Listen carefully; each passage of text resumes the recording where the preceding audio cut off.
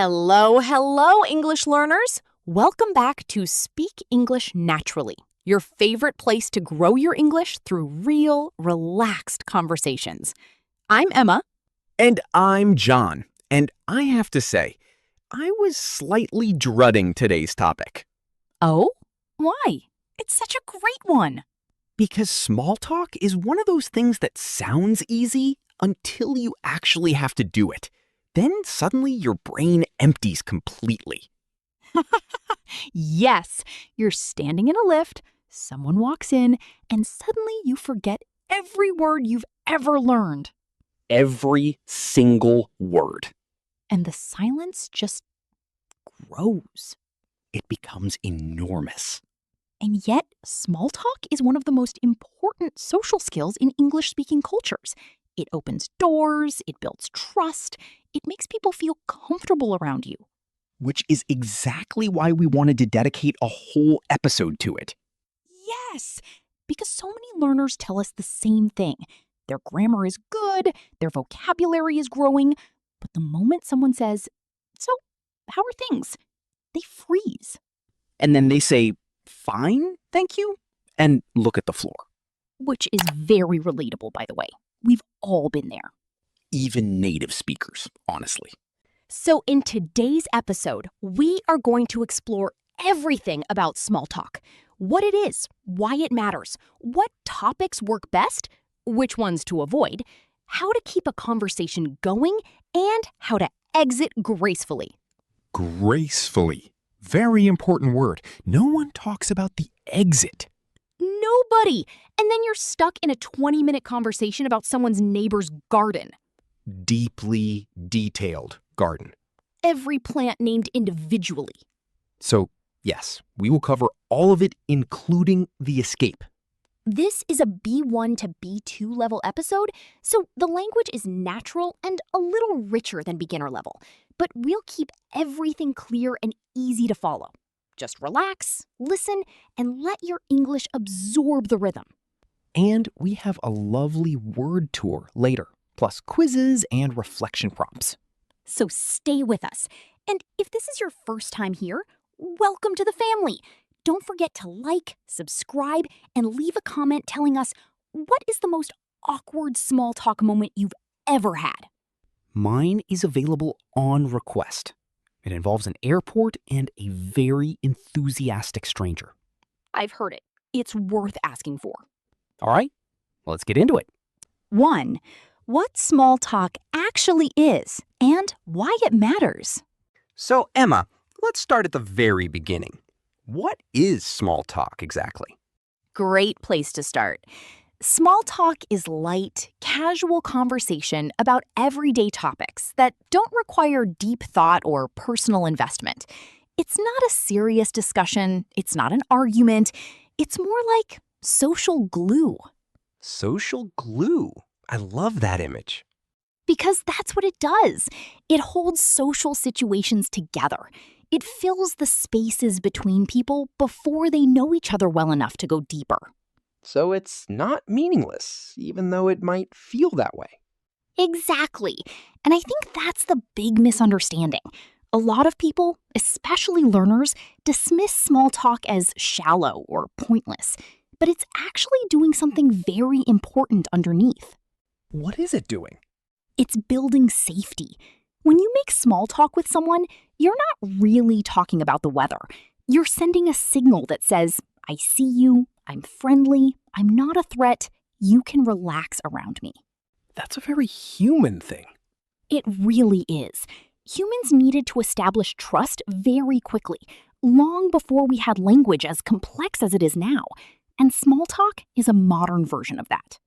So when someone says, lovely weather today, isn't it? They're actually saying, I am a safe, friendly person who wishes you well.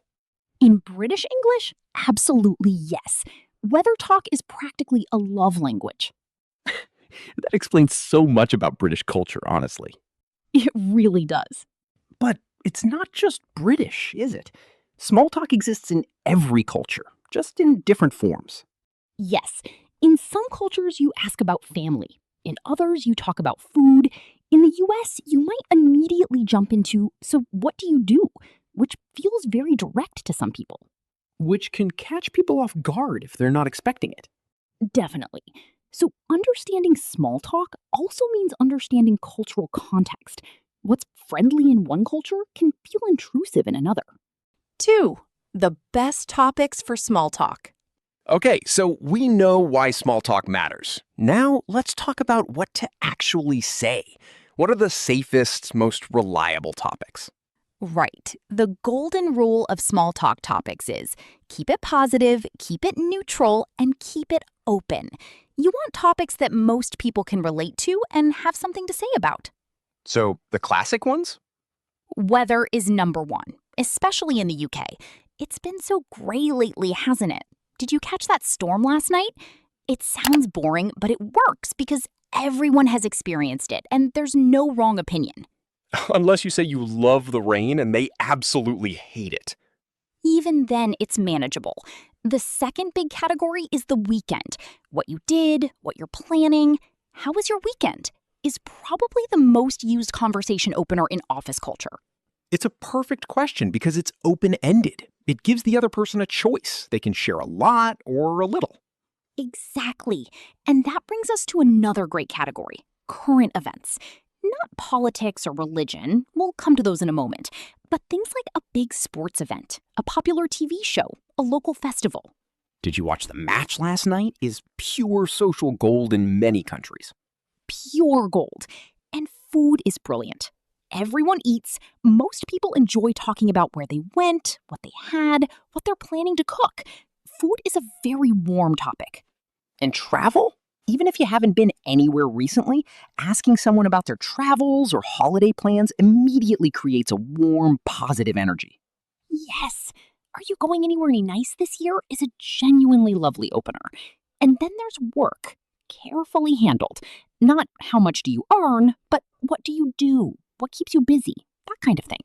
The key word there is carefully. Very much so, because work can be a sensitive area for some people. And the general rule of small talk is to follow the other person's energy. If they seem enthusiastic about a topic, follow it. If they seem hesitant, gently change direction. Exactly. Small talk is a dance. You're always reading the other person and adjusting. 3 topics to avoid in small talk. Right. Now, the flip side. What should you definitely avoid? The classic list is ramps: religion, abortion, money, politics, and sex. These are topics that can immediately create division, discomfort, or conflict. Ramps. That's a good acronym. It is. And the reason these topics are tricky is not that they are bad topics in themselves. Deep, meaningful conversations about all of these can be incredibly valuable, but they require trust, context, and the right environment. Which a brief conversation at a bus stop doesn't quite provide. Exactly. You haven't built enough of a foundation yet. And if you express a strong opinion on, say, politics, and the other person disagrees strongly, the whole mood collapses. And you're still standing at the bus stop together for another 4 minutes.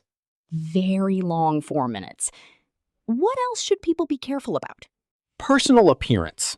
Commenting on someone's weight, their looks, how tired they seem, that can go wrong very quickly, even if you mean it kindly.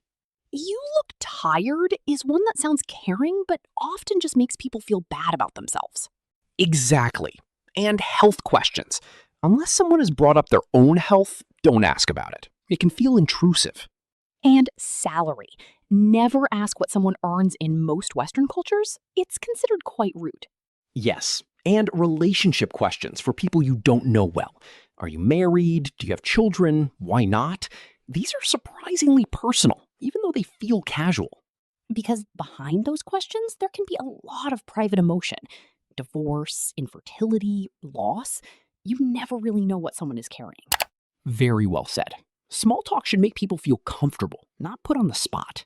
The golden rule? If in doubt, leave it out. Perfect. That's the golden rule. 4. How to start a conversation with a stranger.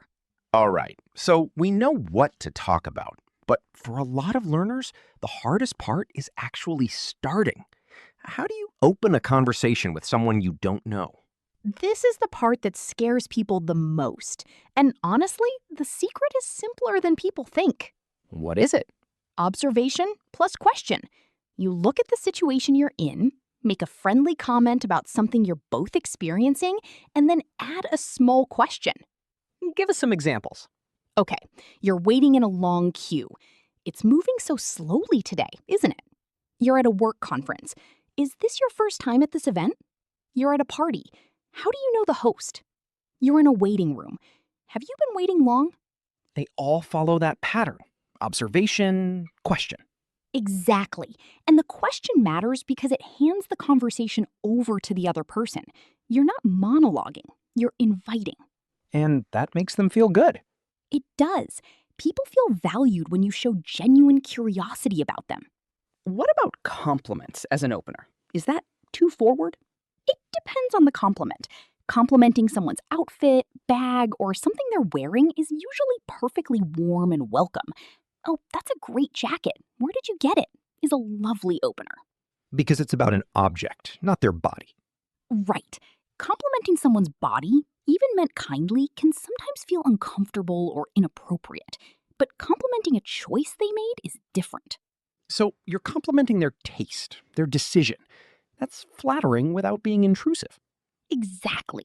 And one more tip, use the environment around you. If you're somewhere interesting, the setting itself gives you material. The cafe, the exhibition, the bookshop, the train station. They all offer natural conversation starters. Yes! Have you been to this cafe before? The coffee smells incredible. Easy, natural, warm. 5. How to keep a conversation going. So you've started the conversation. Great.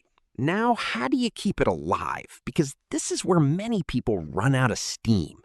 Yes, the conversation starts, there's a brief exchange, and then silence arrives, and everyone feels awkward. The silence is the enemy. Well, not always. Sometimes silence is fine. But for small talk specifically, the goal is to keep a gentle flow going. And the best technique for that is called Ford. Ford? Family, occupation, recreation, dreams. These are 4 topic areas that almost always have something to explore. So if one topic starts to dry up, you gently shift to another? Exactly. And within each area, the most important skill is asking follow-up questions. Not interrogating, just showing genuine interest. What's the difference between a follow-up question and an interrogation? Tone and intention. A follow-up question picks up on something they said and explores it with warmth. An interrogation fires new questions without responding to what they said. So if someone says, "I just got back from Japan," the follow-up is, "Oh, amazing. Was that your first time?" Not jumping straight to, "Where are you from? What do you do? Are you married?" Exactly. You stay with what they gave you. You show you were listening. Active listening. That's the key, isn't it? It is. And it includes more than just questions. Small sounds and phrases that show you're engaged. "Oh, really? That's interesting. I know what you mean." "No way!" These all tell the other person that you're present. Conversation fillers and response phrases. Yes, and they're incredibly important in English. Silence in English conversation can feel a little uncomfortable. These small sounds keep the energy warm. Also, sharing a little about yourself helps, right? So it's not just questions. Very important point. Small talk is a two-way exchange. If someone shares something, you can briefly relate.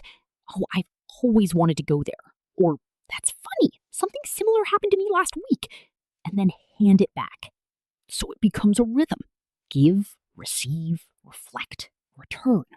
That's a beautiful way to put it. 6. How to exit a conversation gracefully. All right, the moment we've all been waiting for. How do you leave a conversation without it being weird? Yes, the graceful exit. Because if you just walk away mid-sentence, that's a problem. People remember that.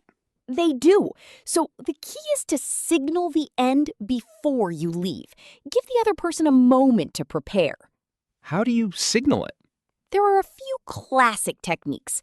One is the reason exit. You mention something you need to do. I should go and get a drink. I need to catch up with someone. I don't want to miss the start. It's polite because you're explaining, not just disappearing. Exactly. And it doesn't have to be entirely true. It just has to be plausible. Diplomatically honest. Precisely. Another technique is the positive close. Before you leave, you say something warm that wraps up the conversation. It was so lovely chatting with you. I really enjoyed that. Really good to meet you.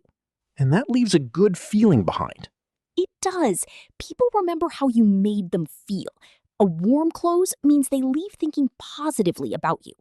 And then there's the future bridge, right? Mentioning something ahead. We should grab a coffee sometime. I'll see you at the next meeting. I hope your trip goes well. These leave the door open without committing to anything heavy.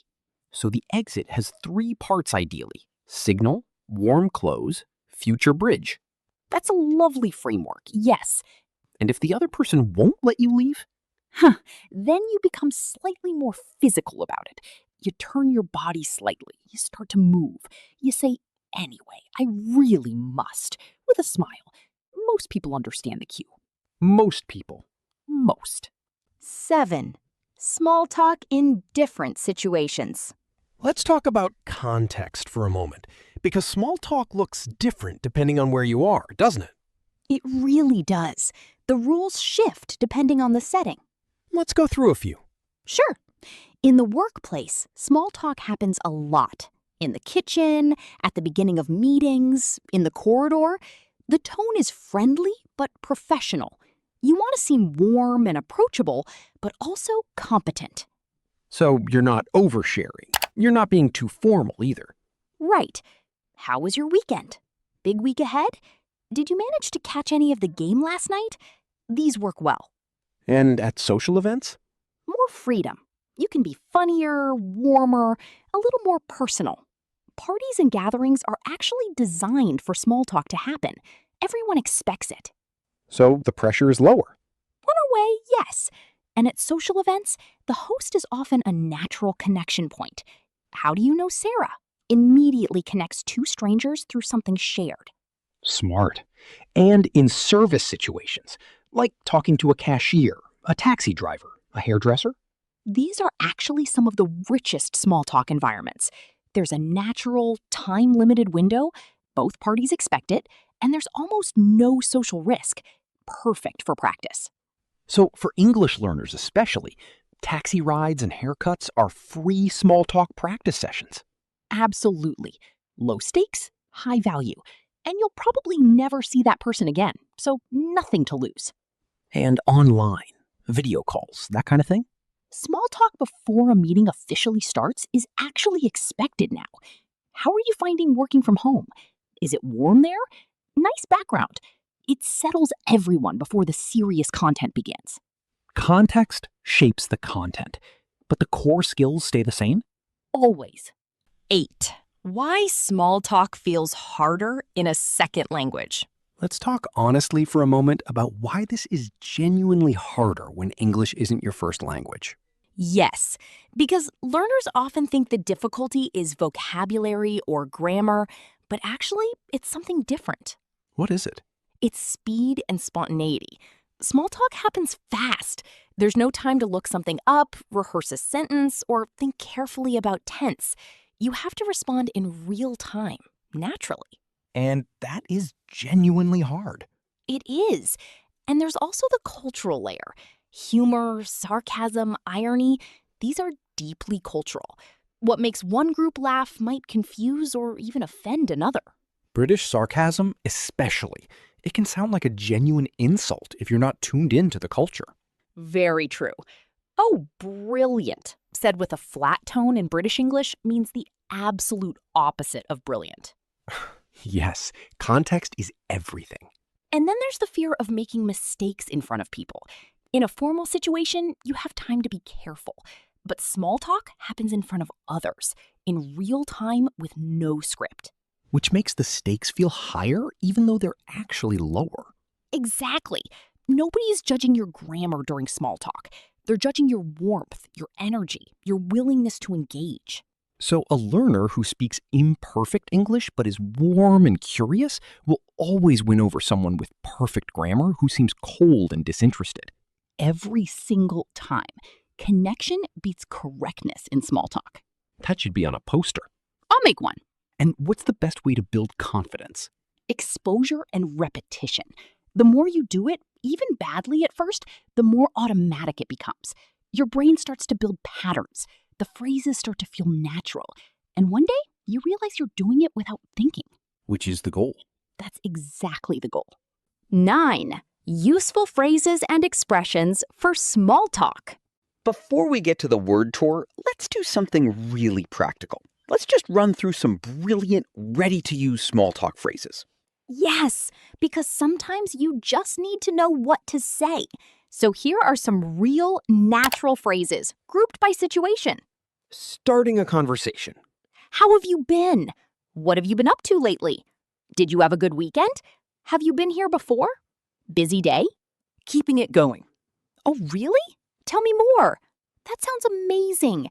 I know exactly what you mean. What was that like? How did that go? Changing the topic. On a completely different note, that reminds me actually. Speaking of which, randomly, but Closing the conversation. it was so lovely chatting. I should let you go. I really must dash. We should catch up properly soon. Take care of yourself. And fillers when you need a moment to think. Oh, wow. That's a good question. Let me think. You know what? That's so interesting. I'm not sure actually.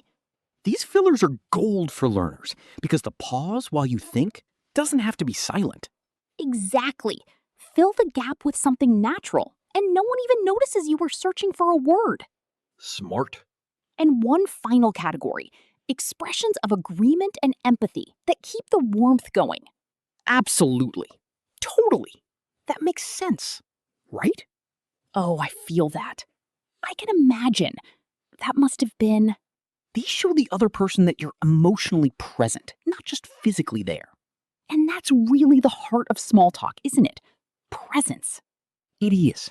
Small talk done well is the art of making someone feel seen, even briefly, even casually, even for just 2 minutes at a bus stop. Less words, more warmth. Always. And you've been listening to the English Leap podcast. Bye.